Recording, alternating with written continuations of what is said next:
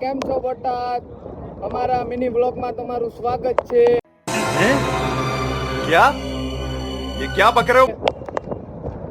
જો આવું મોસમ થઈ ગયું છે, બધી બાજુ વરસાદ ને એવું થઈ ગયું છે અને અમે તળાવ બધા અમારા સાથી છે તો બધા લેન્ડર બધા ભેગા થઈ ગયા છે.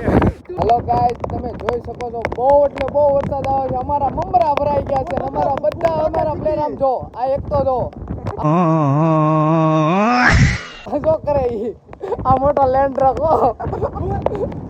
આ બધાના મમરા ભરાઈ ગયા છે. હવે ઘરે કેમ જવું એ ખબર નથી પડતી ને આમ મોસમ જોવે अभी मजा आएगा ना भिड़ो.